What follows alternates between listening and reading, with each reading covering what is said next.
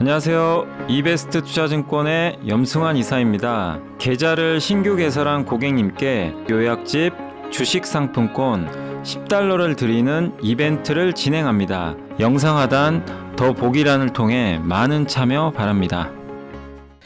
네, 안녕하세요. 이베스트 투자증권 염승환 이사입니다. 2023년 1월 11일 오늘 방송 시작하겠습니다. 시장 함께 읽기. 자, 오늘 주식시장은 어제는 뭐 조금 일단 이제 변동성은 좀 있었지만 오늘 주식시장 분위기는 또 코스닥이 급등하고 있습니다. 어제랑 또 정반대로. 어제는 코스닥이 좀 되게 안 좋았죠. 근데 이제 오늘은 급등하면서 분위기가 좀 좋은 것 같고요. 뭐 오늘도 역시 뭐 장 끝나고 시황은 한번 말씀드릴 예정이고, 현재 오늘 이제 나오는 보고서는 오늘은 좀 기업이 많아요. 그래서 현대모비스, 제일기획, 이노션, 코스맥스, 아스플로, 한국타이어, 그리고 IT 대만기업 실적, 외은행 중가, 미국 서비스업 그 지표, 요게 이제 어떤 의미가 있는지를 한번 말씀을 드리도록 하겠습니다.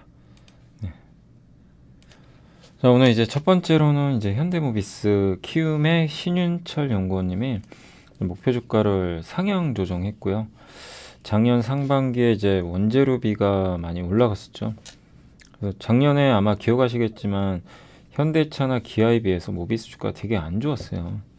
이제 완성차는 돈을 잘 버는데 어떻게 보면 이제 그 되게 가격 전가도 못하고 비용을 다 떠안았죠. 그래서 상대적으로 안 좋았는데 작년 하반기부터 좀 바뀌었던 게 원재료비 상승에 대한 거를 이제 전가를 하기 시작했고, 또 긴급 항공 그 운송을 좀 많이 했거든요.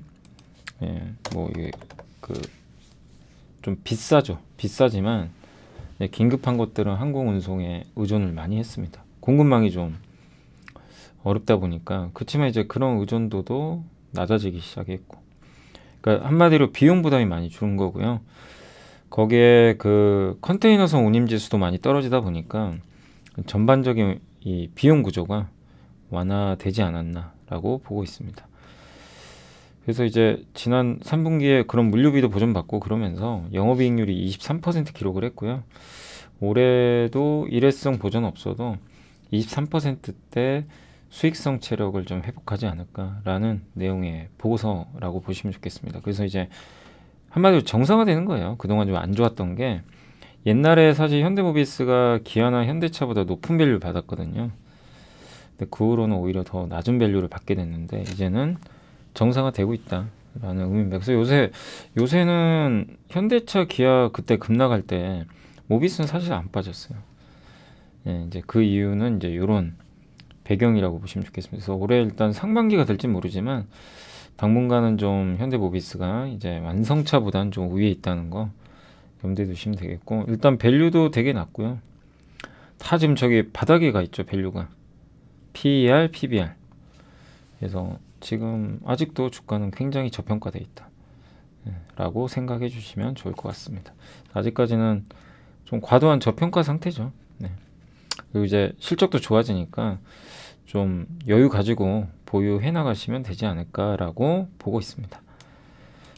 자, 그리고 이제 제일기획 같은 경우는 메리츠증권의 정지수 연구원님이 목표 주가를 낮췄어요. 사실 요새 제일기획도 답답하죠. 실적은 좋은데 주가가 정말 못 갑니다. 근데 이제 이익이 기대에 못 미칠 것 같아요. 4분기엔. 왜냐면 이제 인건비 같은 비용이 많이 증가를 했다고 하고요. 그렇지만 이제 올해는 다시 이익이 한 17% 증가할 걸로 전망을 하고 있습니다. 이 경기가 안 좋아지면 광고 매출이 줄죠. 줄지만 온라인상으로는 광고가 여전히 좀 수주가 잘 되고 있다고 합니다. 그래서 디지털 비중이 지금 온라인 비중이 52%까지 지금 확대가 되는 단계니까 온라인 비중이 높아지면서 이익률도 더 개선될 것 같다라는 내용이고, 그리고 M&A를 좀 많이 하거든요. 보통 이런 이제 광고 기획사들이. 근데 올해 상반기 내에 하나 더 하지 않을까라고 기대를 하고 있는 것 같아요.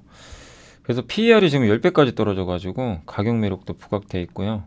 그리고 진짜 안정적이죠. 뭐 꾸준하고 뭐 이렇게 아주 잘났거나 아주 못났거나가 아니라 정말 안정적으로 돈을 버는 알짜 기업 중에 하나죠. 그래서 배당 수익률도 되게 높고 한 4, 5% 나오거든요. 밸류도 낮기 때문에 재미는 정말 없는 기업이지만 안정적인 걸 원하신다면 굉장히 좋은 선택지가 되지 않을까라고 말씀을 드리겠습니다. 그리고 이제 제일기획 같은 경우는 이제 여기 보시면 왼쪽이 PER, 왼쪽이 PBR인데 보통 이제 우리가 PBR로 계산하는 건 뭐죠? 밸류를 볼 때 이익이 들쑥날쑥한 거 있죠. 사이클. 막 엄청 벌었다가 엄청 까먹었다. 그럼 PER이 막 들쑥날쑥하니까. 근데 이 제일기획은 PER로 보는 게 맞아요. 왜냐면 이익을 보세요. 매년 꾸준하죠. 뭐 고성장은 아닌데 1200억, 1200억, 1300억, 1500억, 1600억, 이제 2000억 요 레벨을 유지할 것 같아요. 뭐냐면 이익이 굉장히 안정적이에요. 근데 이런 기업은 또 이 제일기획 같은 경우는 사실 우리가 뭐 공장을 갖고 있는 기업은 아니죠. 한번 생각해 보세요. 공장은 없잖아요. 이제 사람이 다 하는 거죠. 광고 같은 거. 무형제죠, 무형제. 약간. 그래서 일단 PER로 보는 게 조금 더 맞아요. 요거는 장치 산업. 그래서 요걸 한번 보시면 PER 기준으로는 무릎 이하죠, 지금. 무릎 이하로 떨어졌어요. PBR은 무릎은 아닌데 PER 기준으로는 지금 10배까지 떨어졌으니까 11배 정도 되겠네요. 올해 기준은 10배. 그래서 이게 보통 저기 중간 밴드가 한 16배 되고요. 12.74배가 이제 그 약간 무릎. 근데 지금은 11배밖에 안 되니까 무릎 밑으로 쭉 내려온 거죠. 지금은 충분히 저가 매력이 있다라고 말씀드리겠습니다. 그러니까 밸류상으로도 되게 부담 없고요. 배당 수익률도 일단 올해 예상 배당이 한 1,100원 정도 되거든요. 그래서 지금 주가 한 22,000원 하죠. 5% 정도 나와요. 배당 수익률. 꽤 높은 배당까지도 기대할 수 있다. 이렇게 보시면 되겠고, 이노션은 이제 경쟁사라고도 볼 수 있지만 사실은 하나는 삼성그룹이고 하나는 현대차그룹이죠. 그래서 이노션은 이제 현대차그룹의 광고 대행사고 목표 주가 6만. 이것도 정말 부진했죠. 근데 이번 4분기 실적은 좋을 것 같아요. 왜? 월드컵 때문에. 카타르 월드컵이 워낙 흥행을 많이 해가지고 또 4분기가 성수기거든요. 이때 광고 매출이 좀 잘 나올 것 같습니다. 또 현대차가 신차 내놓을 때 그런 걸 도맡아서 해주니까 그런 부분도 긍정적이고요. 그래서 좋은데 다만 이제 23년도에는 이익 성장은 좀 제한돼 있다. 이렇게 보시면 되겠고, 신차 효과는 기대되지만 크게 외형이 늘 것 같지는 않고요. 그렇지만 M&A를 계속하고 있고 또 PER이 10배고 역사적인 저점이고 순현금이, 그러니까 갖고 있는 현금이 되게 많아요. 70%. 역시 비슷합니다. 제일기획처럼 좀 안정적이면서 밸류도 낮고 이노션도 그런 면에서 매력은 충분하죠. 4만원 정도면 비싸다고 할 수는 없는 거죠. 그래서 보면 이게 PBR이고 PER로 봐도요, 그냥 밴드 다 뚫고 내려갔어요. 좀 심하죠. 뭐 무릎 정도가 아니라 완전히 그 밑을 다 뚫고 갔으니까 좀 밴드상으로도 과도한 저평가 아닌가라고 보고 있습니다. 이익이 일단 이제 작년에 좀 늘었고요. 올해도 늘 것 같습니다. 조금은. PER 지금 거의 10배 밑으로 떨어졌고요. 배당은 이제 조금 덜 주죠. 배당은 그 제일기획보다는 조금 덜 주는 편입니다. 올해 배당 수익률 기준으로 해가지고는 한 요것도 여기도 지금 주가 정도면 한 4% 나와요. 지금 41,000원 기준으로 해가지고 그 배당도 높아졌다라고 생각해 주시면 좋을 것 같습니다. 그러니까 둘 다 이제 광고 기획사지만 상당한 뭐 매력 있다. 주가들이 좀 빠져 있고 밸류 부담은 없는 것 같아요. 배당도 있고, 다만 이제 본격적으로 업황이 좋아지고 성장이 나와야 되는데 그게 잘 안 보이니까 주가 상승이 좀 막혀 있다라고 보시면 좋을 것 같습니다. 자, 그리고 이제 코스맥스가 있는데, 코스맥스는 이제 화장품 OEM이죠. 중국의 이제 공장 그리고 세계 1등 기업입니다. 중국이 이제 셧다운 당하고 이러면서 작년에 뭐 너무 안 좋았죠. 법인도 실적 안 좋고 또 미국 법인은 이제 구조조정. 아직 실적이 좋아진 건 아닌데 우리가 봐야 될 건 미래니까. 미국도 적자폭은 줄 거고 중국은 확실히 좋아지죠. 그러니까 중국이 리오프닝 할 때 최대 수혜 기업 중에 하나는 뭐 코스맥스다 라고 좀 봐야 될 것 같고요. 그리고 단체 관광도 올 수도 있어요. 언젠간 한국으로. 중국 사람들이 한국에 단체 관광을 온 지가 5년이 넘었어요. 근데 오게 된다면 중소형 이제 브랜드사로부터 한국에 중국 수요가 느니까 한국에서 파는 화장품이 늘겠죠. 그러면 그거를 코스맥스가 또 주문을 받아서 생산을 많이 하겠죠. 그래서 좀 이 모든 중국발 이슈가 코스맥스에는 좀 우호적으로 작용할 수 있다라고 보시면 되겠습니다. 그래서 목표 주가 10만 원이고 54%나 상향 조정을 했고요. 이익가시성 확보돼 있고 재무 리스크도 이제 개선될 것 같고 주가 수준도 상대적으로 쌓여 있으니까 매력 있다라고 보고 있고, 제일 좀 그동안 좀 문제가 됐던 게 이제 중국도 있지만 이 미국 법인의 적자가 컸거든요.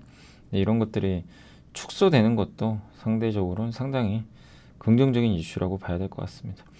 그리고 한국 법인은 이제 중국의 단체 관광 기대하고 있고, 중국 법인은 리오프닝을 좀 기대를 하고 있어서 이 모든 것들이 올해는 우호적으로 작용할 가능성이 있는 것 같아요. 근데 그럼에도 밸류는 좀 매력이 있고요. 네, 그래서 지금 좀 많이 올라왔으니까 뭐 지금 막 쫓아간다 이거보다도 이제 또 밸류 매력이 생기는 조정이 나올 때를 이용하는 게 좋고요. 사실 그 코스맥스는 막 실적이 좀 안 좋았어요. 그동안 막 그 미국 법인도 그렇고 좀 어려웠죠. 그래서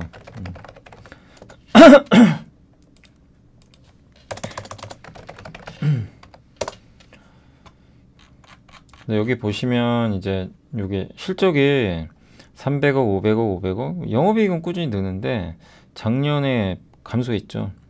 그리고 지배주주 순이익도 감소했어요. 이제 이러다 보니까 주가 부러졌는데 다시 정상화되죠. 700억, 1000억 이런 식으로 좀 정상화되니까 이 부분은 긍정적이고, 이게 PER, PBR이거든요. 뭐 어느 걸 봐도 사실 PER로 보는 게 맞죠. 이 화장품은 역대급으로 거의 밸류 그냥 바닥까지 내려온 상태입니다. 실적이 안 좋았거든요. 네. 그래서 이제는 조금 정상화될 수는 있다. 과할 정도로 주가는 좀 다운돼 있다. 근데 최근에 좀 올라왔으니까 조금 조정이 나올 때를 이용하는 게 맞지 않나. 그래서 지금은 뭐 여전히 뭐 목표 주가도 올렸지만 뭐 아직은 싸다라는 거 말씀드리고 싶고, 그리고 아스플로는 혹시 기억나세요? 이게 제가 반도체 함께 배우기 시간에 그 인프라 장비 그 기억나시죠? 뭐 한양 ENG나 또 뭐가 있었죠? 그 세보 MEC, 그죠? 이런 기업들. 네, 인프라 장비라고 하는데 여기가 이제 뭐 클린룸, 진공 상태로 된 이제 아주 깨끗한 그 공정 이제 시설에서 반도체를 생산을 하게 되는데, 거기에 이제 가스 주입 장치 같은 게 막 들어가잖아요. 이제 그런 걸 만드는 회사가 CCSS 그쪽이죠. 근데 아스플론 뭐냐면 이제 어떻게 보면 그런 데 들어가는 이제 약간 밸브나 뭐 튜브 같은 이 부품을 만듭니다. 인프라 부품이라고 생각하시면 돼요. 근데 이제 이렇게 업황이 안 좋은데도 4분기에 엄청난 실적을 낼 것 같아요. 분기 최대 실적 기록할 것 같고, 작년 2분기부터 글로벌 1위 장비 회사인 A사, 미국의 한 회사를 좀 뜻하는 것 같고요. 거기에 이제 이런 부품들을 납품을 하기 시작했고, 22년 3분기부터는 반도체 장비사에도 공급을 하기 시작했다고 합니다. 추가적으로 애프터마켓이죠. 애프터마켓은 뭐죠? 어제 우리 배웠죠. 비포 마켓은 장비사에 직접 납품하고, 애프터마켓은 반도체를 만드는 삼성이나 하이닉스에 직접 납품. 그러니까 비포가 더 비싸죠. 근데 애프터마켓은 이 기업들이 비용을 줄이기 위해서 자기네가 직접 사는 거죠. 그래서 이쪽에도 지금 장비 교체용 부품 관련 매출도가 증가할 걸로 좀 예상을 하고 있습니다. 그래서 올해는 94% 이익이 증가할 것 같고요. 올해 2분기부터는 이제 A사에 아까 그 A사에 반도체 장비 신규 제품도 공급을 할 것 같아요. 그리고 해외 업체가 지금 점유하고 있는 시장이죠. 이쪽 시장이. 근데 가성비가 되게 좋은 것 같아요. 그래서 아스플로 제품이 지금 요즘에 워낙 고물가 고금리 시대니까 이제 매력이 있는 거죠. 싼 이제 가격에 경쟁력 높은 제품을 공급을 해주니까 이런 점들이 긍정적인 것 같습니다. 그리고 이 회사가 이제 아까 말씀드린 이제 반도체 공장을 지을 때 들어가는 각종 부품들도 있는데 그걸 시공용 부품이라 그래요. 네, 반도체 이제 설비를 만들 때. 근데 그거 말고 장비에 들어가는 부품들 있잖아요. 뭐 어제 식각 부품도 마찬가지지만 IT 장비에 들어가는 이 부품 시장이 훨씬 큽니다. 장비용. 그래서 이제 이쪽 매출 비중이 계속 늘어나는 것도 긍정적인 것 같습니다. PER은 이제 5.8배 정도로 저평가되어 있고요. 그리고 아스플러는 이제 조금 더 그 기업 설명해드리면, 반도체 제조에 필요한 가스 있죠. 가스 주입 장치. 그런 데 들어가는 공정 부품, 튜브, 피팅, 밸브, 필터 이런 걸 만드는 회사고, 반도체 부품은 굉장히 깨끗해야 됩니다. 근데 이런 것들을 국산화를 했고요. 2005년부터 이제 삼성전자, 하이닉스 이런 데 공급을 하기 시작했습니다. 2018년부터는 이제 반도체 장비 회사에도 납품을 했는데, 이게 이제 마진이 좋은 거죠. 그래서 시공 부품에서 IT 장비용 부품까지 확대가 됐고, 뭐 기술력도 좀 인정받은 것 같아요. 그리고 이렇게 시설 시공 부품 매출 추이고요.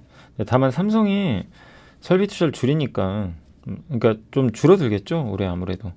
이 부분에 의해서 약간의 뭐 그 성장이 정체될 수 있지만, 뭐 반도체 투자 줄이는 것 자체는 뭐 이미 다 알려진 내용이고, 근데 삼성은 인위적으로 감산한다는 얘기는 안 했거든요. 근데 삼성이 줄일지는 모르겠어요. 근데 대체적인 분위기는 설비 줄이지 않을까, 요런 이제 우려는 좀 있는 거죠. 근데 그거를 뭐 모르는 건 아니니까. 다만 이제 이 회사가 주로 하는 거는 저기 인프라 장비, 인프라 쪽에 들어가는 거 있죠, 저쪽에. 그런 쪽이니까 조금 반도체 공장은 꾸준히 짓거든요. 그러니까 이런 거죠. 반도체 공장을 짓는다고 공급이 늘어나는 게 아니에요. 반도체 공장을 짓고 그냥 그대로 둘 수도 있어요. 나중에 장비를 입고시키거든요. 이제 그때 공급이 느는 거죠. 장비가 있어야 만드니까. 근데 어쨌든 삼성은 1년에 최소 1개씩은 일단 공장은 짓겠다고 했으니까, 아스플로도 아까 그 한양 ENG나 세부 MC처럼 인프라 쪽이거든요. 이제 그 회사들은 장비나 이런 것들이지만, 이 회사는 부품이고, 근데 같이 좀 수혜를 받을 수 있다라고 보시면 되겠고, IT 장비용 부품 매출 비중이 이렇게 매출이 늘고 있고요. 비중도 높아졌습니다. 원래는 시공 부품인데 올해부터는 이제 장비 쪽 부품 비중이 더 늘어나요. 이런 거 만들어요. 튜브, 파이프, 피팅, 연결해 주는 거, 밸브, 가스가 흐르거나 멈추도록 이제 밸브 돌리는 거죠. 레귤레이터, 이제 압력을, 가스가 일정한 압력으로 흐르도록 조작을 해주는 거. 아마 이런 것들 많이 보셨죠? 그 사진이나 신문 같은 데서. 필터류도 있고요. 미세 입자가 유입되지 않도록. 이제 각종 이런 다양한 부품을 만드는데 가성비가 좋아서 요즘에 조금 많이 채택이 되고 있는 것 같습니다. 그래서 아스플로 이제 그런 내용이고, 한번 볼까요? 아스플로도 근데 밸류가 나왔는지 모르겠네요. 이 기업은 밴드가 이게 좀 애매하죠. 아니, 이렇게 돼 있어가지고 이거 PER도 아예 뭐 계산이 안 되고, 그러니까 이거는 밴드로 볼 수가, 밴드 폭이 너무 작아요. 저런 거는 밴드로 보긴 좀 어렵고요. 다만 이제 그럼 절대 밸류로 보자고요. 절대 밸류로 올해, 작년에 100억, 올해 200억. 올해 200억을 벌면 좋죠. 작년엔 110억 정도 벌었습니다. 작년 기준으로는 PER이 13배, 올해 기준으로는 7배. 그러니까 올해로 따지면 7배고요. ROE가 30%. ROE가 20%라고 계산을 하면 PBR 2배 정도 줄 수는 있습니다. 2배에서 조금 넘게 줄 수 있는데, 아무튼 그렇게 따지면 13,000원 정도 이하는 이렇게 비싸다고 볼 수는 없는 것 같아요. 아무튼 지금은 PER은 7배밖에 되지는 않습니다. 근데 관건은 그거예요. 그럼 올해 그만큼 돈 벌 거냐. 작년보다 2배 번다고 예상을 해놨어요. 그래서 이제 우리가 확인은 해야죠. 작년보다 2배 벌지 안 벌지 매 분기 실적 체크하면 돼요.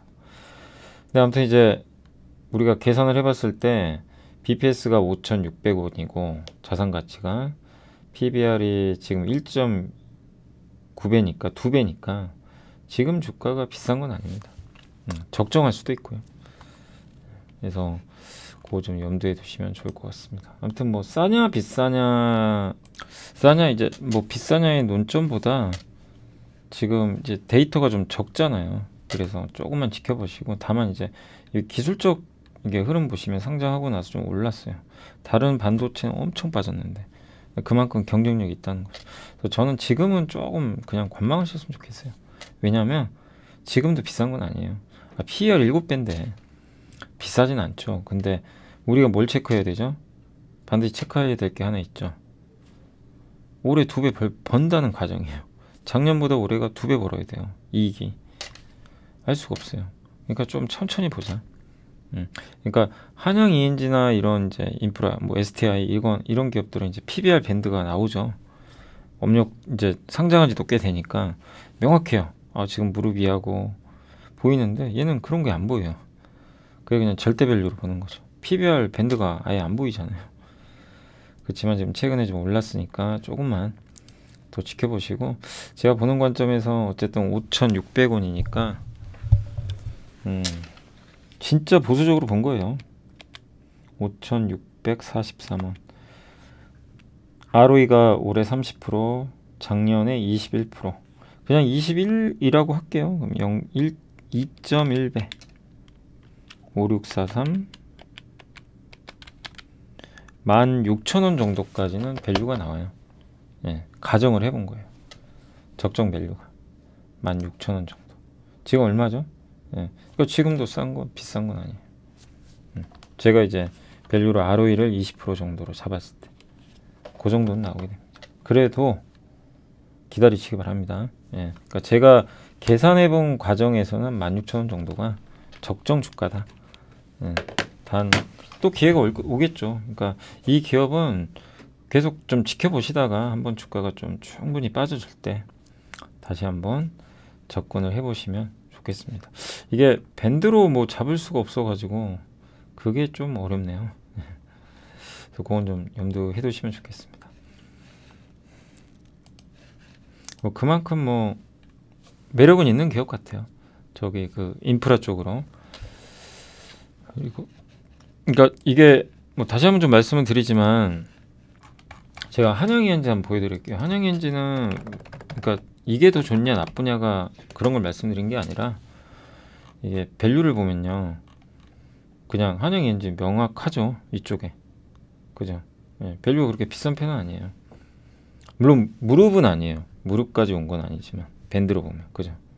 PER도 그렇지만 허리 아래에 있고, 또 거기다가 보시면 이 한양 ENG 같은 경우는 지금 이제 예상은 없는데 PER이 잠깐만요. 지금 분기 단위로 244억, 1년에 한 300억, 500억, 최소한 6, 700억은 벌거든요.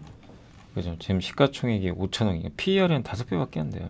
그러니까 절대 밸류도 작년 기준으로 봐도 굉장히 낮은 건 사실입니다. 그만큼 밸류는 낮아요. 돈은 잘 버는데.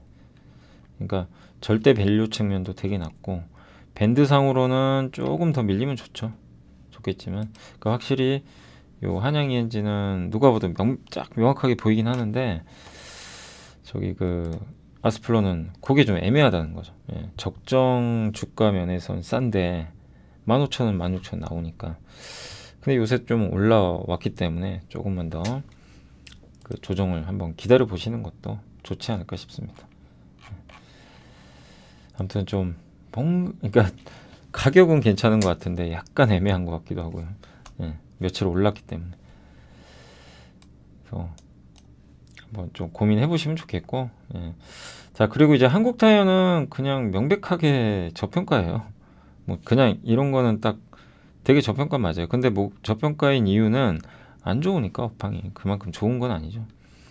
그래서 작년 5월 이후로 적용된 판매 단가 인상분이 본격적으로 반영돼서 4분기 성장을 했을 것으로 추정은 해요. 그래도 판매 단가 올렸고, 고무 원가도 하락하고, 북미 쪽에서도 이제 고성능 타이어 비중이 높아지고, 또 전기차에는 고성능 타이어가 들어가잖아요. 그런 것도 잘 만드니까 긍정적입니다. 그리고 공급망 차질도 해소가 되고 있고, 운임비 떨어지고, 북미 쪽 좋아지고, 모든 면에서 다 긍정적입니다. 또 미국의 공장 증설하는 걸로 알고 있거든요. 이런 부분도 좋죠. 또 유럽 시장도 비중이 꽤 되니까 이런 거죠. 한국 타이어가 작년에 좋다가 부러진 게요, 유럽이 좀 안 좋아질까 봐. 유럽이 막 천연가스 가격 오르고 소비 줄고. 근데 요새 정반대로 유럽이 좋죠. 유럽이 좋아지면 유럽 비중이 높은 기업들이 좋아요. 대표적인 게 한국 타이어예요. 북미 비중도 있지만, 네, 그러면 나쁘게 볼 거 없죠. 여기서 주가만 싸다면. 그래서 이 유지영 연구원님은 일단 올해 20% 이익 증가를 이제 언급을 해줬는데 뭐 설사 그게 아니더라도 한국타이어는 한번 잠깐만 볼게요. 이게 PER로 보시면 잠깐만 이거는 PER로 봐도 돼요. 왜냐하면 이 적자 난 적은 거의 없어요. 매년 흑자죠. 5천억, 5천억, 4천억, 3천억, 5천억, 7천억. 작년보다는 올해가 영업 당기수익이 좀 줄지만 연간 5천억에서 7천억까지는 꾸준히 벌어요. 이런 기업은 PBR로 봐도 되지만 이제 제조업이니까 PER로 보는 것도 괜찮습니다. PER로 보면은 거의 그냥 저기 발바닥가 있죠. PBR로도 무릎이야. 어느 걸 봐도 밸류는 굉장히 매력이 있어요. 그러니까 이런 거는 누가 봐도 명확하죠. 그리고 아쉬운 건 배당은 많이 안 줍니다. 그래서 저는 이제 한국타이어는 그런 면에서 뭐 구조적인 성장은 아니에요. 타이어가. 그래서 좀 뭐 그런 면은 괜찮지 않나 라고 생각을 하고 있습니다. 한번 차트 한번 볼까요? 요새 좀 올랐나? 유럽이 좋아지면 아무튼 좋아지는 기업이에요. 와 근데 주가 진짜 안 가네요. 그죠? 유재영 연구원님 보고서 참고하시고 이게 많이 빠졌어요. 작년에 좋다가. 그래서 그러니까 요즘에 증시 올라가지만 좀 소외된 기업들을 좀 찾으신다면 한국타이어도 좋은 대안이 되지 않을까. 왜냐면 뭐 다른 걸 떠나서 밸류가 되게 낮아요. 그런 면에선 좀 매력이 있다라고 저는 개인적으로 보여집니다. 그리고 IT 12월 대만 기업 실적 분석인데 조정 후에 반등 온다. 12월에 대만 IT 기업들 실적이 좋진 않아요. 여전히 부진해요. 근데 왜 긍정적이냐? 재고 조정을 한 것 같아요. 재고 조정. 핸드폰, 노트북, 서버 순으로 매출이 감소했는데 전년 동월 대비 매출액 증가율은 뚜렷합니다. 안 좋죠. 근데 안 좋기 때문에 업황 반등 시점이 다가오고 있다. 그 내용이에요. 왜? 중국이 이제 소비 부양하잖아요. 봉쇄령 해제하고 그래서 수요 쪽 증가할 것 같고 그리고 재고 조정을 좀 해놨으니까 재고가 줄죠. 그럼 재고를 쌓아야 돼요. 다시 주문을 또 해야죠. 그럼 세트 뭐 저기 핸드폰이나 PC나 이런 가전제품의 업황이 앞으로 좋아진다고 생각하면 수요가 된다면 중국은 가전이나 뭐 이런 거 수요가 되게 안 좋거든요. 주문이 들어오면 저 부품 발주가 나갈 거예요. 그럼 어떻게 되겠습니까? 공급과 수요 양쪽에서 회복이 나타나니까 좋을 수 있다는 거죠. 그래서 재고 조정도 1분기 말에는 끝날 걸로 보고 있는 것 같아요. 그래서 IT 부품 최악의 시절은 좀 지나갔다라고 보셔도 좋을 것 같습니다. 그래서 중국 소비 부양 강도가 좀 관건이지만 IT 부품 쪽은 좀 최악의 흐름은 이제 끝나가는 것 같다라고 보시면. 근데 오늘은 좀 쉬었어요. 뭐 MLCC도 좀 빠지지만 최근에 올라가는 이제 이유는 지금 좋아서가 아니라 이제 앞으로 좋아질 걸 반영하고 있다 이렇게 보시고. 왜 은행주인가? 교보의 김지영 연구원님이 은행은 사야 된다. 굉장히 좀 은행주를 좋게 보시더라고요. 근데 이유가 여러 가지가 있어요. 첫 번째가 실적 좋다. 이렇게 확실히 실적 좋은 업종이 별로 없죠. 올해 23년은 대부분 실적이 꺾인다고 보잖아요. 근데 국내 은행의 이자 이익도 충분히 좋은 상태고 대출도. 근데 이건 잘 모르겠어요. 이게 맞는 건가요? 요새 다시 금리가 좀 꺾이고 있고 대출은 되게 좀 계속 규제를 했던 것 같은데 이건 모르겠지만 근데 그걸 떠나서라도 돈 잘 버는 건 맞죠. 성장은 아니더라도. 그리고 주주환원. 이거 아마 주주환원 책은 계속 나올 가능성이 높아요. 행동주의 펀드라든가 또 신한지주에서 우리 주주환원 하겠다 더. 그럼 이제 은행들이 경쟁적으로 하겠죠. 그래서 이 부분은 기대해 볼 만한 거죠. 분명히. 그리고 싸다. 이건 뭐 누구나 인정합니다. 저는 가장 매력 있는 게 이거예요. 아니 뭐 어찌 됐건 간에 너무 싸요. 그건 부인할 수가 없어요. PBR이 0.4배입니다. 제가 옛날에 기억나는 게 보통 은행이 0.67배 받았거든요. 그러니까 진짜 과도하죠. 지금 주가는 이렇게 올라와도 싼 건 맞아요. 그래서 저거는 분명한 사실이죠. 자기 자본 이익률이 두 자릿수 나오면 PBR 1배 줘야 되거든요. 근데 인정 안 해주죠. 정부가 규제라니까. 0.6배나 5배는 가요. 뭐 진짜 보수적으로 잡아서 0.5배는 줘야 돼요. 그러면 여기서 20% 올라갑니다. 그 논리죠. 그래서 저도 긍정적으로 보고 있는데, 다만 주가가 또 최근에 올랐단 말이에요. 배당 기대로. 그래서 좀 기다려보자, 그 말씀을 드리고 싶어요.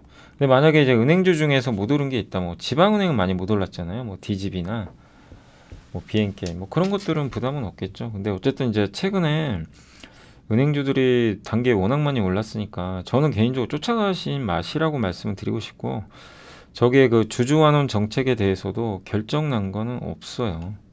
지금은 기대를 반영하는데 결정된 건 없기 때문에 조금만 더 지켜보자, 그렇게 한번 말씀을 드리고 싶습니다.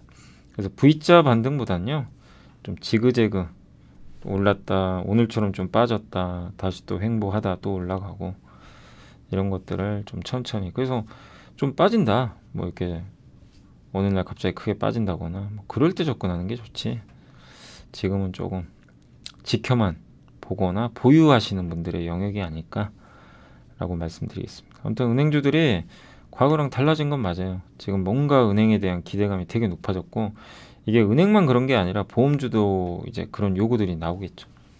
그래서 좀 계속 지켜봐야 될 것 같습니다. 또 미국의 서비스업 PMI 지수라고 ISM, 요게 이제 이 서비스 업종에 속해 있는 구매 관리자 대상으로 설문조사를 하는 건데, 제조업이 있고 서비스업이 있잖아요. 근데 제조업은 이미 안 좋아요. 50 이하인데, 저 ISM 지수가요, 50 이상이면 경기 확장, 50 이하면 경기가 침체예요. 근데 제조업 지표는 몇 달 전부터 50 밑으로 가 있어요. 근데 저 서비스업 지수는 높았거든요. 이번에 50을 깨버린 거예요, 밑으로. 어떻게 돼요? 이제 서비스업도 경기가 안 좋나 보다. 서비스업 경기 위축은 딱 3번밖에 없었거든요. IT 버블, 금융위기, 팬데믹, 코로나. 이번이 4번째입니다.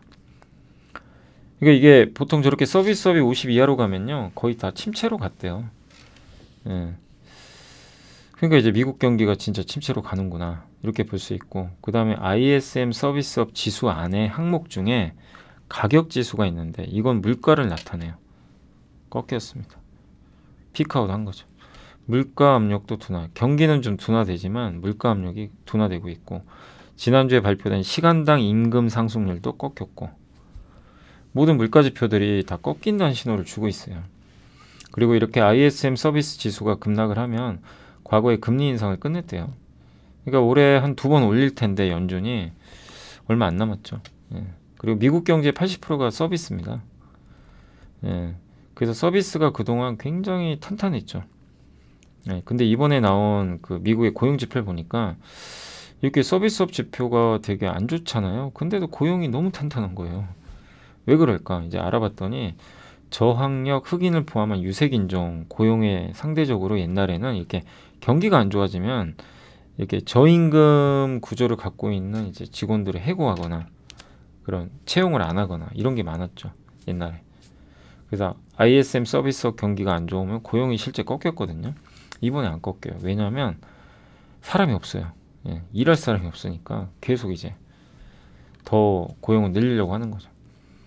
예, 그러니까 이건 구조적인 문제거든요. 연준이 금리 올린다고 뭐 될 문제는 아니다 보니까, 미국 연준도 이런 상황에서 금리만, 그러니까 고용이 너무 좋으니까 고용만 보고, 야, 고용 때문에 물가 안 꺾일 것 같다, 이 논리로 금리를 계속 세게 오르긴 어렵다, 이런 내용입니다. 그러니까 이번에 ISM 서비스업 지수가 급락하고 미국 증시가 많이 올랐어요.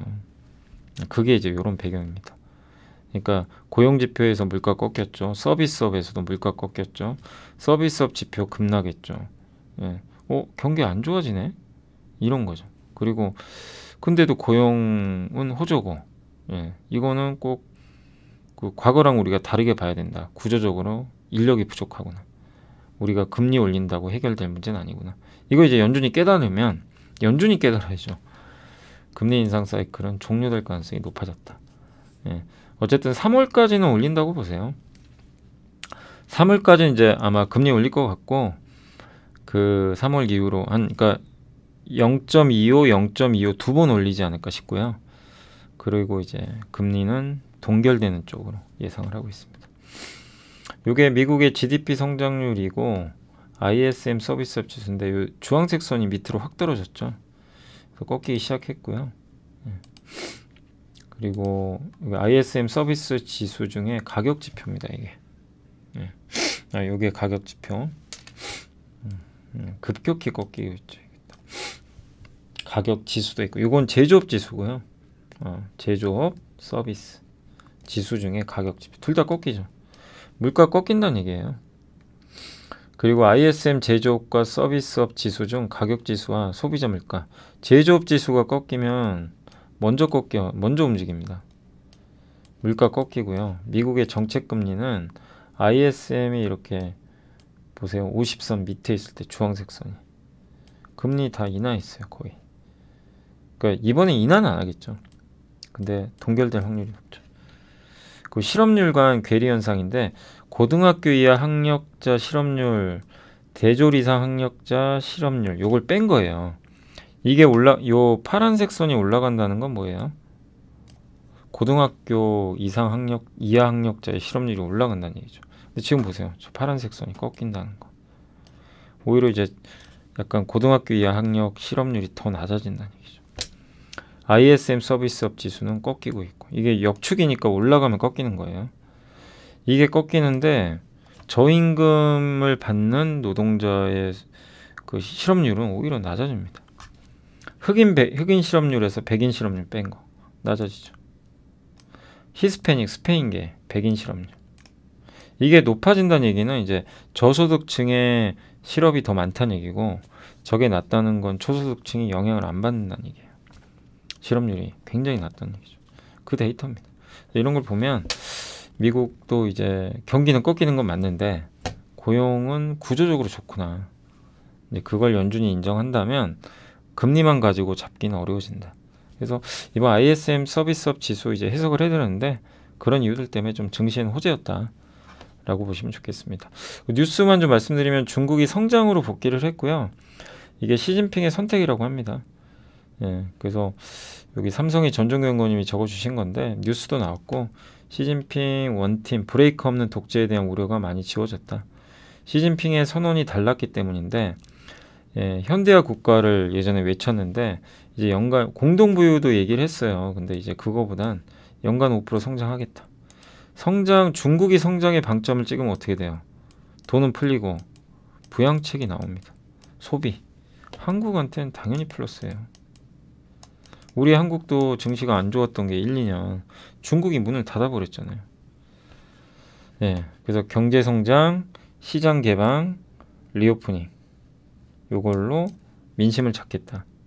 요런 거니까 이 부분만큼은 한국한테는 상당히 우호적이지 않을까 보고 있고, 그리고 오늘 이제 장중에 보니까 그런 뉴스가 있을 때 애플이 자기가 직접 디스플레이 만들겠대요. 이게 전 좀 말이 되나? 아니, 애플은 자기가 만드는 회사가 아닌데 마이크로 LED라고 있어요. 이게 LED 중에 정말 엄청 작은 겁니다. 저거 만들기는 너무 어려워요. 삼성도 해요. 대중화할 수가 없는 게 너무 비싸요. 원가가. 근데 여기 이게 좀 자체 개발한다는 뉴스가 나와서, 블룸버그에서 애플이 빠르면 24년 빠르면입니다. 이게 어디에 들어가냐면 이제 애플 워치 있죠. 이쪽에 아마 들어갈 것 같고, 당시 2018년도에도 이런 얘기들이 있었나 봐요. 그래서 애플 워치에 들어갑니다. 거기 모델부터 빠르면 24년도. 그리고 아이폰에도 나중에 확대 적용될 것 같다. 이런 이제 전망을 담고 있지만, 이게 한투증권에 김정환 연구원님은 큰 영향 없다. 이렇게 좀 적어줬는데, 일단 중대형 화면에 마이크로 LED 도입을 하게 되면 생산 비용 효율성이 낮아서 더 큰 화면의 제품으로 단기간에 확장이 가능할 걸로 좀 보기는 어렵다. 이렇게 보고 있는데, 마이크로 LED가 만들기가 정말 어렵고, 저는 예전에 미국의 그 라스베가스 CES에 몇 년 전에 한번 가서 봤어요. 삼성의 마이크로 LED TV를. 너무 매력적이에요. 진짜 화질도 다르고, 그건 인정해요. 근데 물어보니까 이 만드는데 비용이 너무 비싸고요. 수율이 안 나온대요. 대량 생산이 불가능하다고 했거든요. 근데 이제 몇 년 지났으니까 될 수도 있지만, 애플이 과연 저걸 채택을 할지 그건 잘 솔직히 모르죠. 할 수도 있고 안 할 수도 있는데. 그리고 몇 년 전에 기억나세요? 2년인가 3년 전에 그거 미니 LED 기억나시죠? 그것도 있었는데 그거 그냥 뭐 크게 뭐 영향 안 줬죠. 예, 디스플레이 시장에.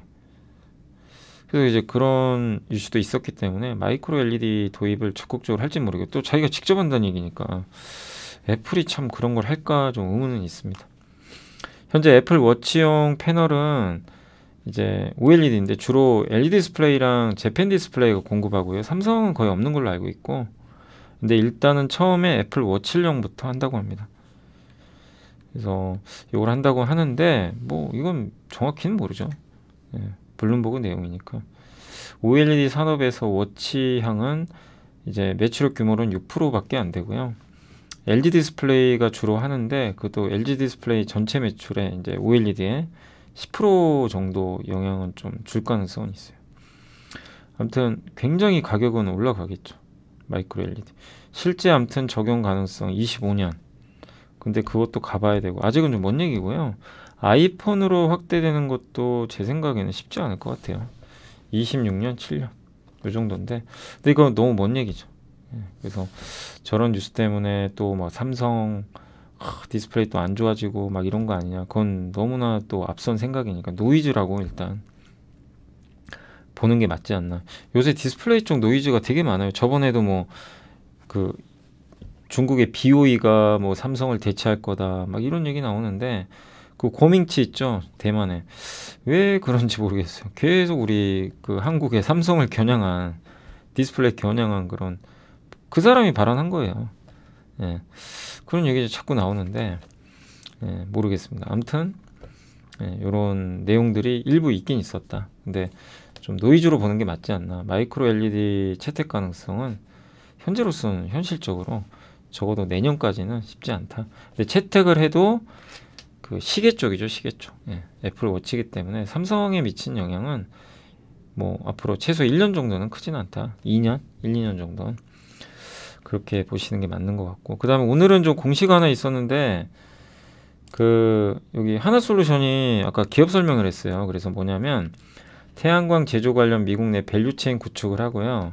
태양광 제조 관련 정책 지원 강화에 따라 미국 내 다양하게, 그러니까 한마디로 미국의 그 일단 요 공장을 설립하겠다, 요겁니다. 요거.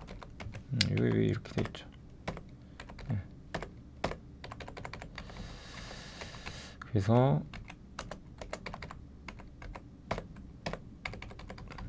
법인 설립을 할 예정이고, 사업 주체 요거 미국에 공장 짓겠다는 거예요. 왜냐면 미국에 공장을 지어야 세제 혜택을 많이 받아요.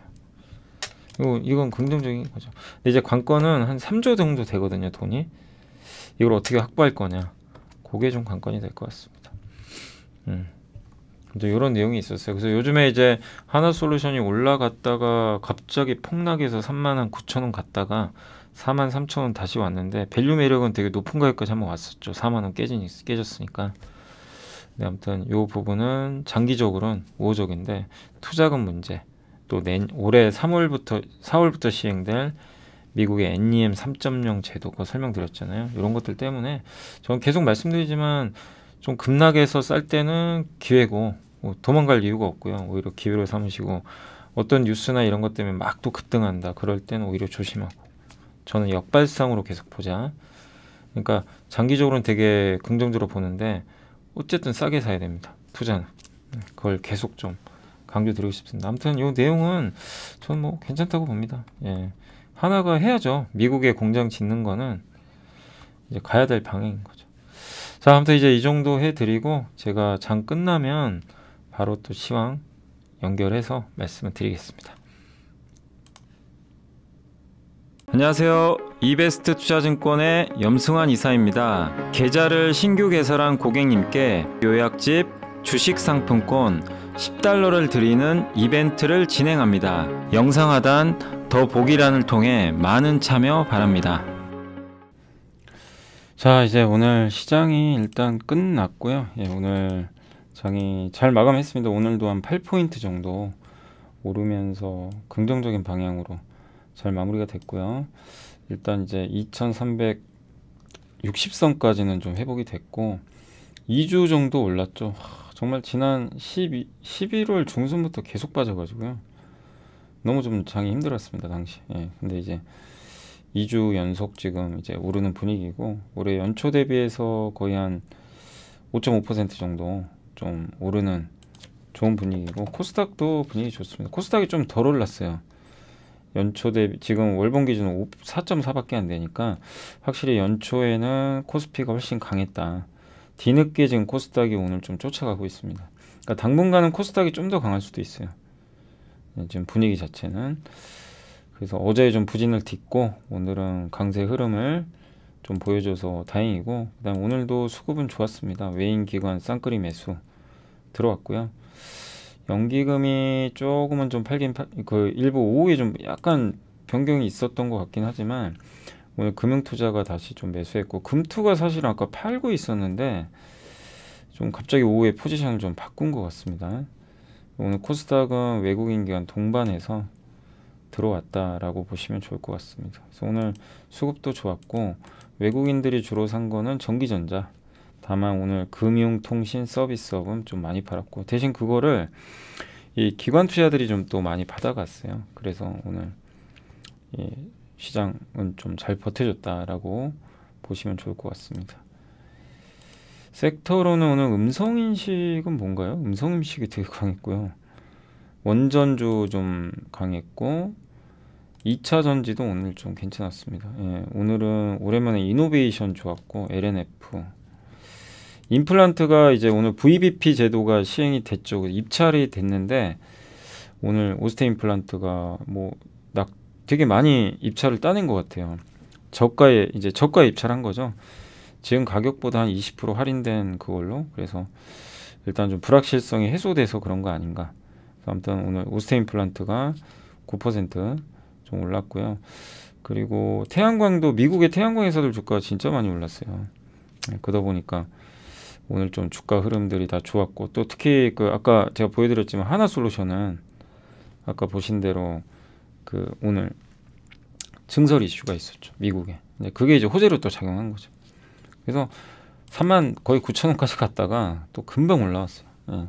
그러니까 이렇게 쌀 때 이런 거죠. 밸류가 낮을 때 기다렸다 투자하시고, 그 다음에 또 이렇게 올라갈 때는 또 따라가면 안 되겠죠. 가만히 있고. 그러니까 한 번씩 기회를 줘요. 근데 이제 왜 우리가 자꾸 작년도 그렇고 재작년도 개인 투자자분들이 자꾸 실패를 했냐면, 좋은 기업이고 그러니까 앞으로 좋아질 걸 아는 기업인데 뭐였냐면요, 비쌀 때 사요. 자꾸. 예, 좋을 때 막 흥분하게 돼요. 근데 이제 내려올 땐 무서워서 안 삽니다. 예, 그땐 또 그냥 내려오는 게 악재도 좀 일부 있다 보니까 안 사요. 예, 그런 것들 때문에 참 어렵고, 또 그러다가 또 올라가면 또 이뻐 보이고. 그쵸. 그거는 어쩔 수 없어요. 이게 사람의 심리가 어쩔 수는 없어요. 그렇지만 그거를 반대로 극복할 줄 알아야지 돈 벌지, 안 그러면 돈 절대 못 봅니다. 그래서 계속 좀 그걸 제가 계속 매일 방송에다 지금 강조 드리는 거예요. 어떤 기업이 됐건 간에. 아무튼 이제부터는 또 쫓아가면 안 되는 거고요.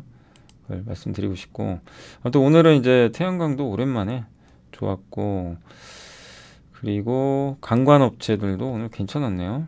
네. 세아제강도 좀 올라가고, 그리고 웹툰주가 좀 빠졌다가 다시 올라갔습니다. 오늘 DNC 미디어가 급등했고요. 폐배터리 관련주도 오늘 좋았네요. 에코프로. 방산주도 이제 또 요즘에 분위기 좋죠. 최근에 급락했다가. 그래서 오늘은 하나에어로스페이스가 8% 정도 주가가 좀 올랐습니다.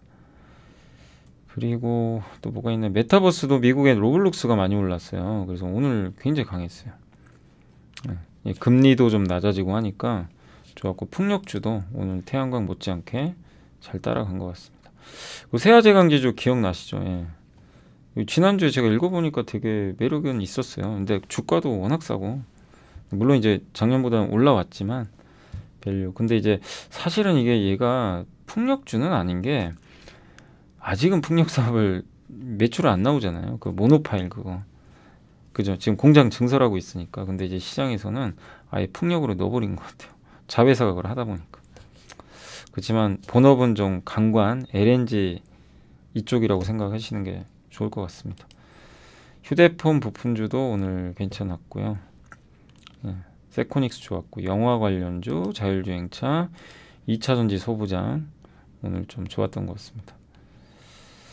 음원주도 엔터주도 오늘 괜찮았어요. 예, SM이 한 3%. 그다음에 오늘 우주항공 테마가 좋았죠. 특히 이제 아랍에미리트 쪽에서 뭐 우주항공 얘기가 나오는 것 같기도 하고, 요번에 또 윤석열 대통령이 가잖아요. 근데 조금 조심하실 게, 아랍에미리트에 순방 가는데 거기에 몇몇 회사가 그 대표가 따라가요. 오늘 그래서 거기 관련된 회사 중에 누구죠? 한 회사가 상한가 같더라고요. 아시죠? 그런 투자가 제일 위험한 거. 그죠? 예. 그러니까 너무 막 그런 거를 예, 확대 해석하셔가지고 이제 중동에서 부자 되는 거 아니야? 막 이 회사 막 너무 그렇게까지 볼 필요는 없는 것 같습니다. 아무튼 예, 그 중동 수주 기대감 뭐 이런 것들이 또 붙다 보니까 이제 같이 사절단으로 갔던 뭐 그런 기업들의 주가가 급등했는데, 제발 좀 조심하셨으면 좋겠습니다. 그리고 우주항공, 전력설비도 오랜만에 좋았고요.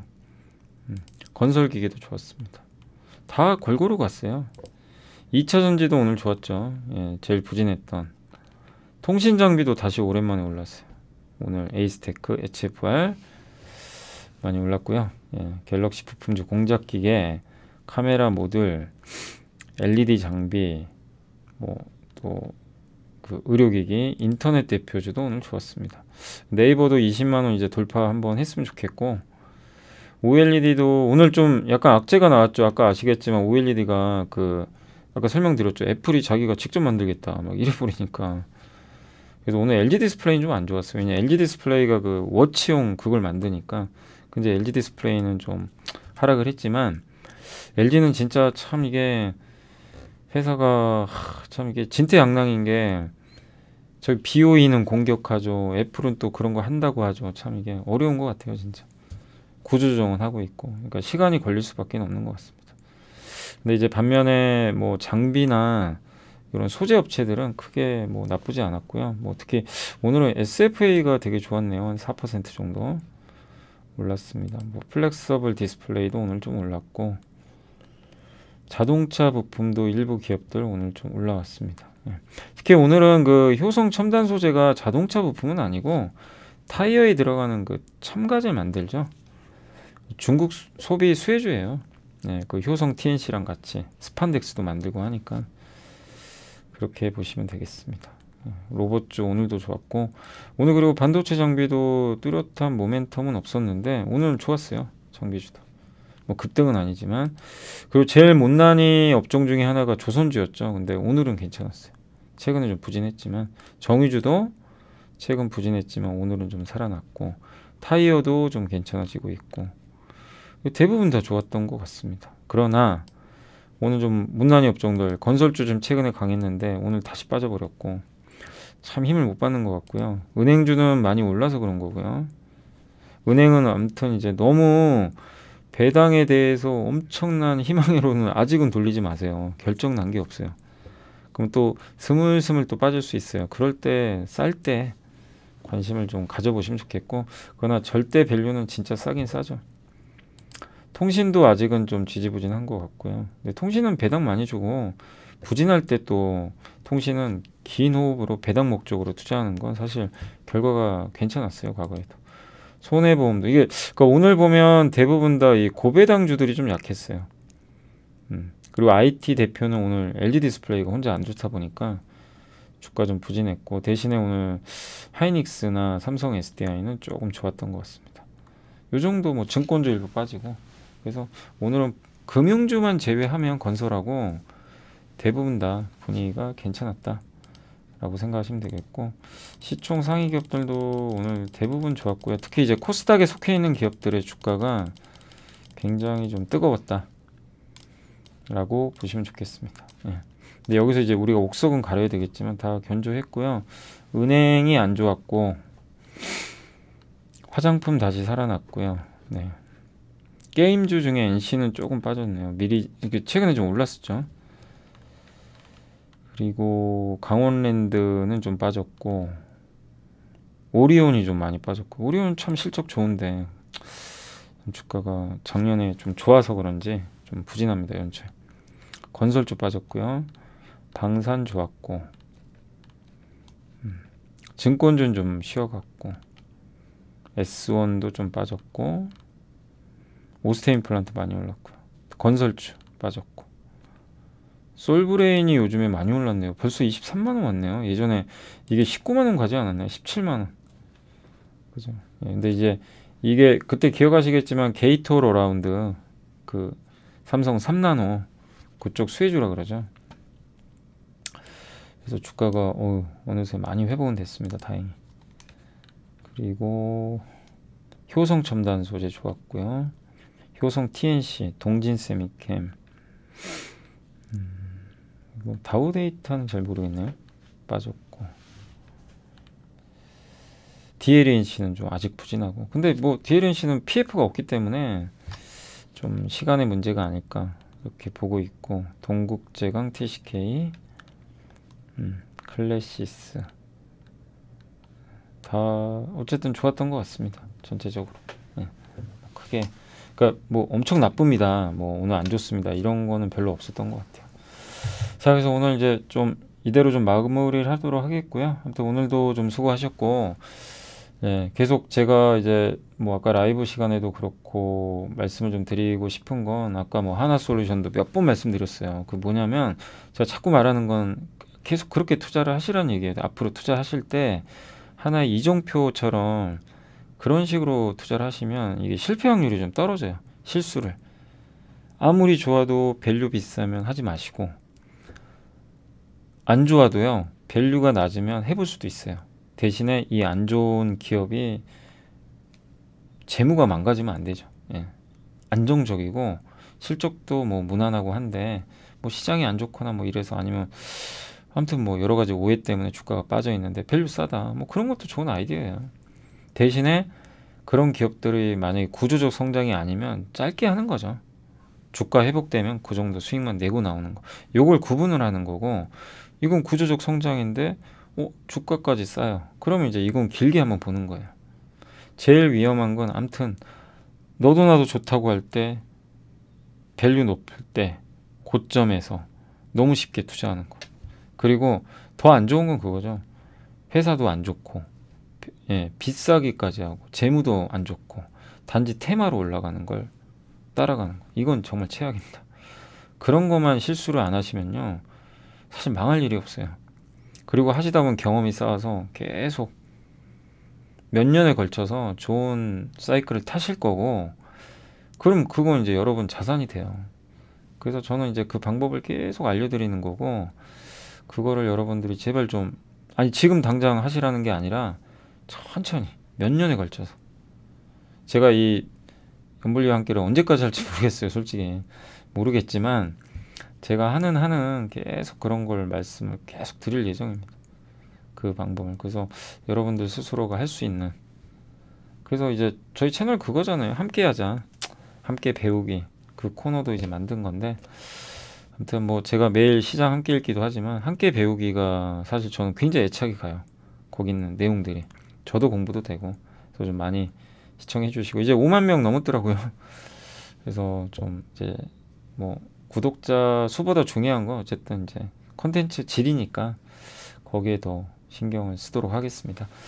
자, 아무튼 오늘도 수고하셨고 저는 내일 또 이 시간에 찾아뵙겠습니다. 오늘 너무 감사합니다.